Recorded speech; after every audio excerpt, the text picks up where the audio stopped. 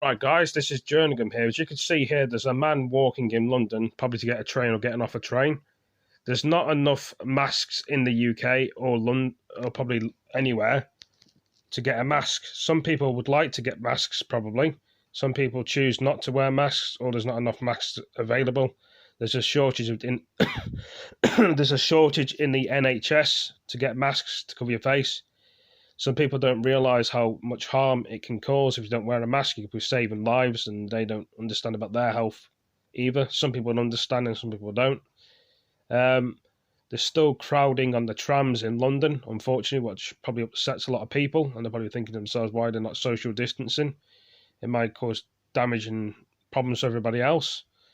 But this is in London, and this guy's wearing a mask, so he's doing good in some people's books. Some people will disagree probably, but they need to make more masks. Some people say you can make masks yourself at home, but there's never enough things in this world. There's always a shortage of something, is what I'm trying to say. And will the coronavirus get even worse if people don't wear masks? Will there be a second outbreak in the future?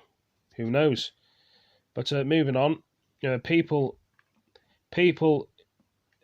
England should now admit to wear covered on a public transport, and some shops, the UK government has said. A document outfitting the new coronavirus lockdown rules suggesting the face of covering in closing spaces with social distancing always possible. That advice has already been recommended by the government in Scotland Yard and Northern Ireland. As you can see, I'm just trying to scroll down. I'm trying to hold the phone in one place and scroll down at the same time. It's not an easy bloody thing to do, I'm telling you. People are also allowed to meet up persons from householders outside. Let's see here. I'm getting confused here now. I came after Boris Johnson announcing on Sunday conjugal pain beginning to lift UK coronavirus lockdown. See how much of a struggle this is when I'm trying to read it on here. Scotland and Wales, Northern Ireland, have their own powers over the lockdown and have lifted measures to the same. Okay, so we're doing that now.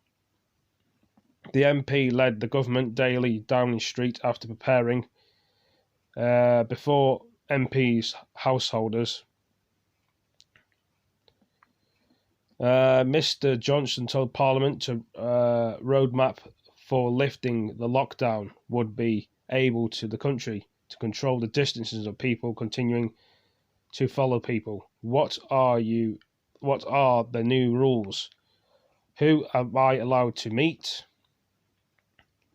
So we're going to go down from there. Make your own masks.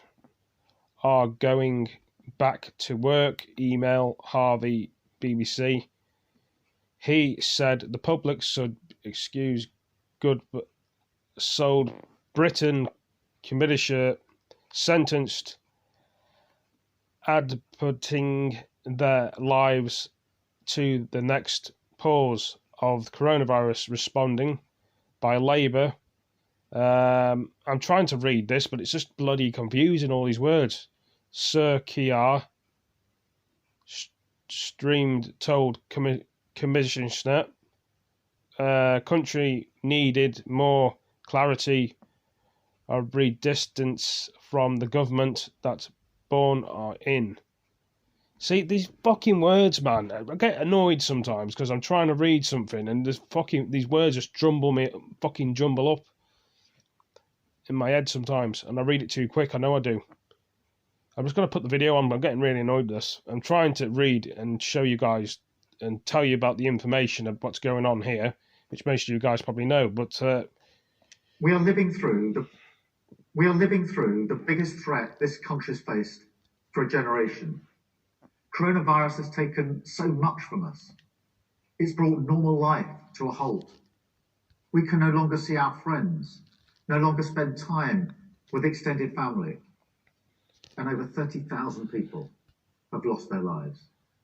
Behind these statistics are families torn apart by grief. Millions are worried about their loved ones, their jobs, their communities, their families, and their future. That's why, when I was elected leader of the Labour Party just over a month ago, I promised a new type of opposition. Labour will always put the national interest first. We will have the courage to support the government when that's the right thing to do, and the courage to challenge the government where it's getting it wrong. Today, I repeat that message. Labour has supported lockdown, and we continue to do so. Public health and saving lives must always come first. Whether we voted for this government or not, at this moment of national crisis, we all rely on the government to get this right. That's why we've called for a national consensus and offered to work with the government to defeat this dreadful virus. What we needed from the Prime Minister last night was clarity and reassurance. We needed to hear that nobody would be asked to go to work or send their children to school without it being safe to do so. We needed to know that the huge problems we've seen with protective equipment are over, that the crisis in our care homes has finally been gripped, that everybody who needs a test can finally get one. Above all, we need to know when we can see our loved ones again. The Prime Minister said he was setting out a roadmap, but if we're to complete the journey safely, a roadmap needs clear directions. So many of us have questions that need answering. How can we be sure our workplaces are now safe to return to? How can we get to work safely if we need public transport to do so? How can millions of people go back to work while balancing childcare and caring responsibilities? How do our police enforce these rules? And why are some parts of the United Kingdom now on a different path to others?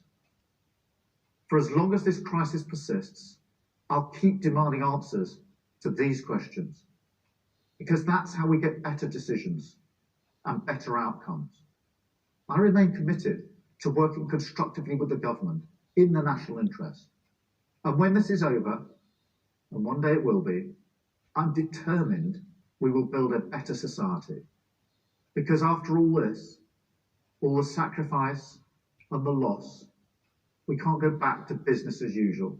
We can't go back to a society where we clap our carers once a week, but where half of our care workers are paid less than the real living wage. We can't go back to a society where we pay tribute to the heroes of the Second World War, but see our care homes as an afterthought. And we can't go back to a country where we don't invest in our public services, but expect our frontline workers to protect us.